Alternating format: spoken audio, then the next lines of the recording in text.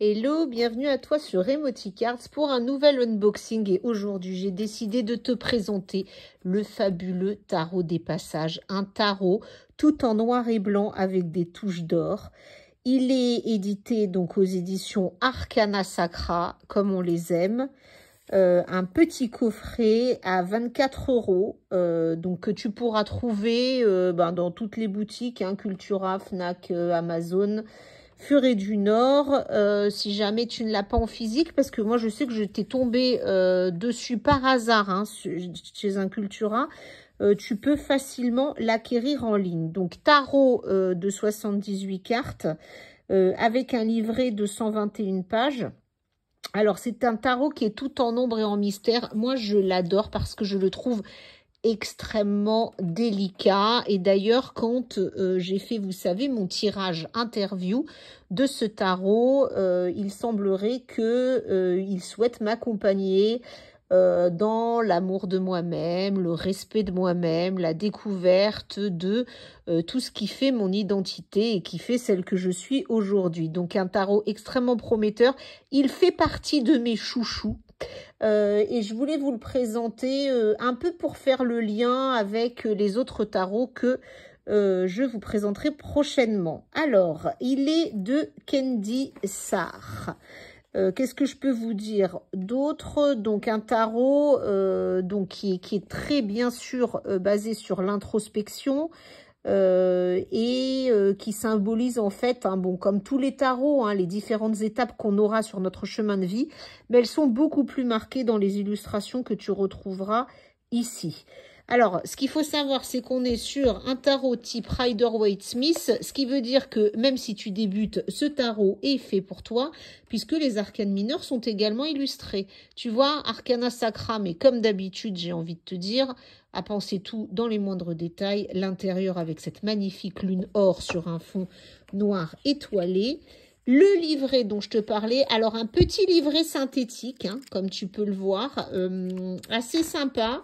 Donc au départ, hein, comme d'habitude, bon, tu retrouves toutes les adresses Arcana sacrées, hein, sur les différents réseaux sociaux. Tu as un petit mot sur Kendi Sarr, donc l'auteur de ce tarot, hein, qui est bien sûr une artiste qui est passionnée par le monde de l'art, de la musique, des sciences cachées. Elle est issue d'une famille d'artistes de cirque. D'ailleurs, ce tarot-là est très marqué de cette touche-là. Et elle a la passion, en fait, hein, pour tout ce qui est tarot, voyage introspectif, découverte des mondes intérieurs et extérieurs. Hein, et elle est bien sûr fascinée par le tarot, beaucoup plus d'ailleurs sous un angle tarot psy. Donc vraiment un tarot qui pourra beaucoup t'en apprendre sur toi-même et t'éclairer sur les différentes questions que tu aurais. Le sommaire, donc le passage qui est l'univers, hein, de ce tarot.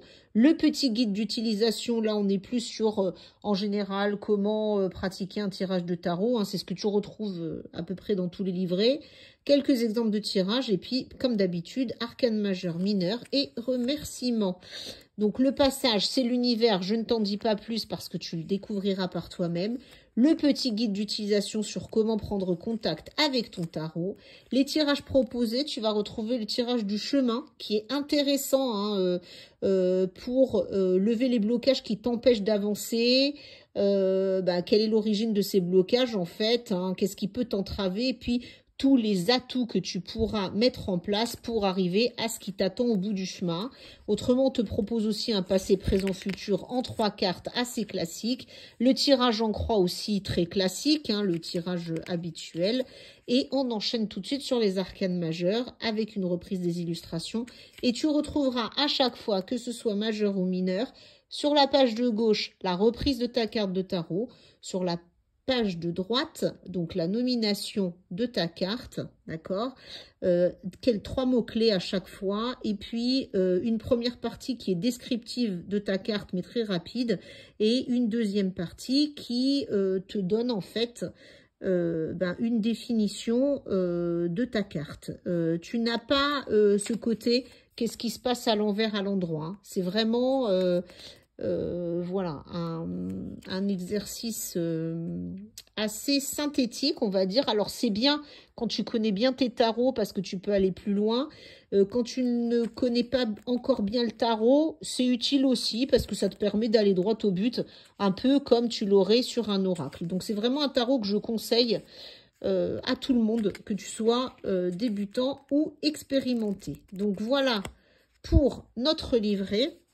Et ensuite, donc, tu retrouves la fameuse carte Arcana Sacra qui te dit que, hop, on est sur des critères de qualité. On n'en doutait pas, on connaît cette maison d'édition. L'intérieur, toujours pareil, cordon or. Et là, cette fois-ci, on a les différents cycles de la Lune. Et puis, on arrive à nos cartes. Alors, je vais te les présenter. Donc, tu vois toujours du noir et blanc. Moi, j'aime beaucoup parce que je cherchais un jeu noir et blanc. Mais cette touche de lumière à chaque fois, je trouve que la touche or qu'il y a dans chaque carte, donc je te les montre les unes par une, hein, donc tu vois le dos est comme ceci. Dans chaque carte, tu vas retrouver en or ce qui, quelque part, éveille ton intuition et t'amène à une compréhension plus facilitée de ta carte. C'est-à-dire que là, l'auteur a pris le parti de mettre en valeur certains éléments dans ses illustrations pour t'aider dans ton interprétation de la carte. Tu as vu les amoureux, enfin, c'est juste magnifique. Je le trouve d'une douceur, mais assez incomparable. Et je trouve aussi qu'il te place sur le chemin de l'intuition, mais d'une façon, tu vois, l'ermite, je trouve qu'on est carrément dans l'univers de l'ermite qui a besoin de se reposer pour aller chercher au tréfonds de lui-même. Et puis avec cette lumière or qui est là aussi pour guider. La roue de la fortune. La justice, hein, où là on est bien dans la recherche de ce qui est mieux.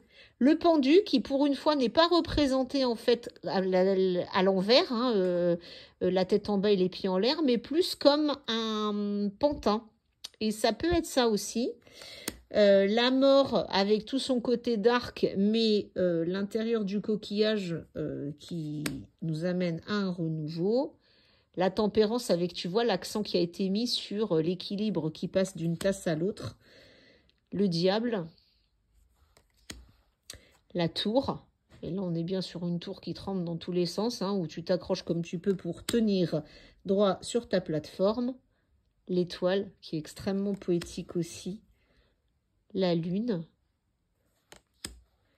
Le soleil, où on sent toute l'élévation hein, qu'il y a autour de cette carte. Le jugement. Et puis le monde qui finalement revient sur cette notion des différentes phases de lune et tout est complet puisque le tour a été fait. Sur tes arcanes mineures maintenant, comme je te le disais, on est sur du Rider-Waite, donc tout est illustré. On est d'abord sur les bâtons, donc l'as de bâton, le 2 de bâton, on t'a bien placé en or hein, la dualité. Le 3 de bâton avec les bâtons qui aident finalement à regarder plus loin. Notre 4 de bâton. Le 5 de bâton avec la tourmente du conflit potentiel. Le 6 de bâton qui t'emmène à prendre ton envol vers de nouveaux horizons. Le 7. Le 8 de bâton où là, c'est la pluie qui commence à te tomber dessus. Le 9 de bâton avec, on sent, beaucoup de choses qui ont été construites au prix d'un labeur très fort. Le 9 de bâton où là, la charge devient extrêmement lourde. Donc, on était sur le 10, excuse-moi. Le valet de bâton avec toute sa jeunesse. Le cavalier de bâton. Alors, ce que j'aime aussi, hein, la reine de bâton, le roi de bâton. Ce que j'aime aussi dans les personnages de la cour, c'est que la façon dont ils sont illustrés te montre en fait la phase de jeunesse dans laquelle la carte se trouve. On passe aux coupes. Avec là, tu vas sentir hein, tout le côté émotionnel qui est énormément mis en avant. C'est un tarot quand même assez féminin. Hein. Enfin, tout le monde peut s'en servir, mais c'est vrai qu'il a quand même un prisme féminin. Alors, non pas que je fasse des préférences dans les tarots, mais comme tu le sais, comme je te présente mes jeux, je te présente forcément des jeux qui m'ont parlé. Donc, voilà. Il se peut que ce soit peut-être trop féminin ou trop poétique pour toi. Mais voilà, l'essentiel pour moi, c'est de te le faire découvrir parce que vraiment, il fait partie de mes jeux préférés. Il en émane une douceur assez incomparable. Les épées, maintenant. Alors, la fameuse suite qui nous fait un peu peur et qu'on aime moins. Alors, j'aime beaucoup la façon dont le 3 d'épée est représenté parce que cette carte, quand même, est assez dark. Et je trouve que d'avoir représenté le cœur poignardé des 3 épées sur un arbre, finalement, donne quand même de l'espoir sur le travail à faire pour pouvoir renaître à autre chose. Et ça, c'est assez intéressant. Le 6 d'épée. Le 7. Le 8. On est vraiment enfermé dans des schémas. Le 9, on sent bien l'agression, la tristesse qui en émane. Le 10 d'épée, qui cloue bien notre petite femme au sol. Le valet. Le cavalier d'épée. La reine d'épée. Et tu vois ce que j'aime aussi, les reines sont très très maternelles dans ce jeu-là. Et le roi d'épée. Les pentacles maintenant, ou deniers. Donc l'as. Le 2. Le 3. On sent l'ancrage en fait dans ces cartes-là. On sent la construction de soi, de son confort, de son environnement.